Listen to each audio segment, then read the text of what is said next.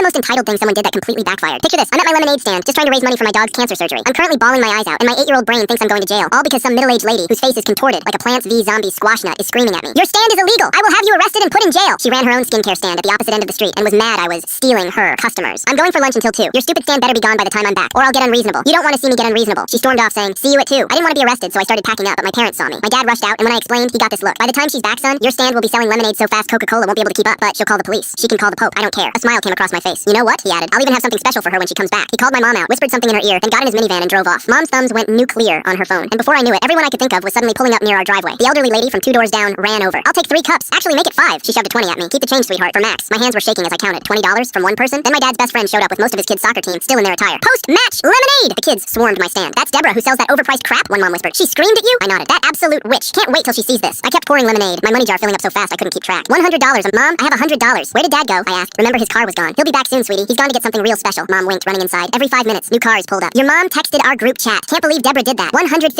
Mom, $150. I was bouncing now. Maybe Max really would get his surgery. The Clarks arrived with their twins. That Deborah tried to sell me a $50 miracle cream. That was literally Cetaphil, Mrs. Clark said, buying 6 cups. Been waiting for karma to get her. It's already 1 o'clock, someone said. 1 hour until she's back. Let's make her explode with rage. I was counting money when a familiar van pulled up. My heart jumped. The door opened and my cousin Axel hopped out with my dad. Guess what, buddy? Dad grinned, pulling out another lemonade stand from the van. Axel's setting up shop right next to you. All money still goes to Max. 2 stands? I screamed. Axel high-fived me as we set up his stand. When Deborah sees this, Axel started giggling. She was mad about 1 stand. Can't imagine what's gonna happen with 2. Dad laughed, then got back in his van for one more surprise for when Deborah comes back. He drove off. People were buying from both stands, sometimes getting cups from each. $200, Axel. We have $200. More neighbors kept arriving, buying lemonade, chatting with Mom, then leaving as others took their place. The line never died. It was like the whole neighborhood was taking shifts. 30 minutes until she's back, someone mentioned. $250. I shouted. $300. Axel added from his stand. Max is gonna get his surgery. I whispered, tears in my eyes, but happy ones this time. It's almost 2, Mom said quietly. And then we saw her. Deborah's white SUV turning the corner. The entire street went dead silent at once, almost like this was some movie. Deborah drove by, not noticing our stands, but her face was still twisted, almost like being angry was her default setting. She parked her car, got out, and turned to face us. She went from angry to furious, started storming over and pushing through the crowd. I told you to shut this! She stopped mid-scream when she saw it. Not just 1, but 2 stands. 2 lines of people buying lemonade. 2 kids stealing her customers. What the hell is this? She roared. Hi, Deborah! Axel waved cheerfully. Want some lemonade? Her face was purple. This is illegal! You're all breaking the law! That's when Dad's van pulled up. He got out, walked to the back door, and opened it. Out came Max. My golden retriever, cone around his neck, bandages visible on his belly, tail still wagging. We were set to get him after evaluation today. Guess Dad decided now was the perfect time. Max limped straight to Deborah and tried to lick her hand. The entire crowd went dead silent. Deborah, Dad said calmly, meet Max, the dog whose cancer surgery you tried to prevent. I couldn't help myself. He could have died if you shut down this stand. Deborah was staring at the dog, paler than a bag of milk and sweat, starting to visibly stream down her forehead. The crowd was staring at her. What kind of person? Someone whispered. She really tried to stop a dog's surgery? Monster. I didn't. It's still illegal. Deborah stammered, backing away. Actually, Dad smiled. Kids under 14 don't need permits for lemonade stands, but your skincare stand? That needs a business license. Wonder if you have one? Deborah literally ran to her car. Peeled out so fast she left tire marks. Everyone high-fived each other and petted Max, but that wasn't the end. That night, our Ring doorbell caught everything. Deborah going door to door, shoving notes under doors. Your kids are criminals. I'm calling the health department. I know you all conspired against me. That's when we realized this was just the start of the Deborah saga. Full story on channel, link below.